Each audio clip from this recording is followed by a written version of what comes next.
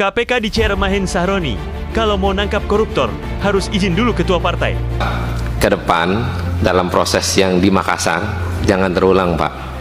Kalaupun mau tangkap, misalnya Bapak berkomunikasi dengan pimpinan partai, kita anterin itu orang, Pak, ke Bapak.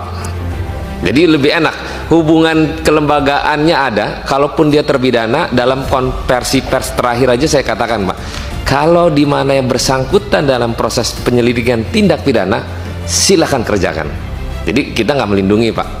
Pasti kita akan dukung penegakan hukum yang Bapak lakukan. Ternyata ini adalah perintah bos Nasdem Surya Paloh. Saya menginstruksikan fraksi Nasdem untuk minta agar Komisi 3 memanggil KPK dengar pendapat, agar yang namanya terminologi OTT, khusus terminologi OTT ini, bisa diperjelas oleh kita bersama.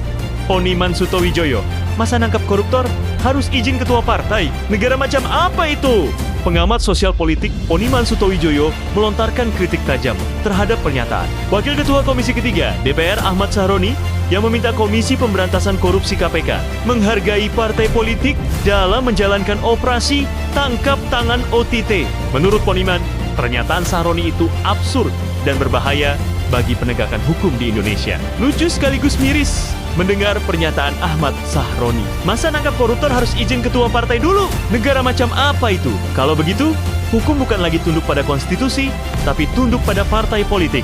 Tegas Poniman. Poniman menilai, logika Sahroni seolah ingin menempatkan partai politik lebih tinggi dari hukum. Padahal, dalam sistem demokrasi, hukum harus berdiri independen dan tidak boleh terintervensi oleh kepentingan elit partai. Kasus yang dipersoalkan Sahroni adalah OTT KPK terhadap Bupati Kolaka Timur Abdul Aziz, kader Partai Nasdem, terkait dugaan korupsi proyek pembangunan rumah sakit daerah. Penangkapan dilakukan setelah Abdul Aziz menghadiri Rakernas Nasdem di Makassar.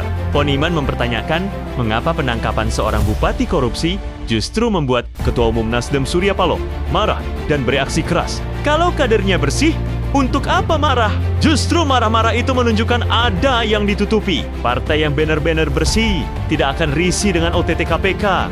Justru mendukung penuh. Publik tentu bertanya-tanya, mengapa Surya Paloh reaktif? Apa yang ditakutkan?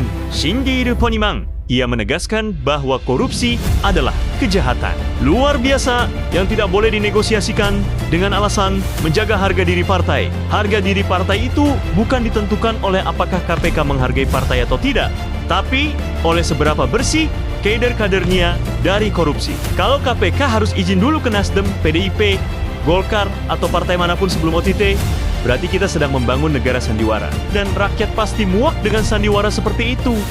Tegasnya, Poniman juga mengingatkan agar DPR tidak mengkerdilkan KPK dengan dalih menghargai partai politik. Sebab, independensi KPK adalah benteng terakhir pemberantasan korupsi di Indonesia.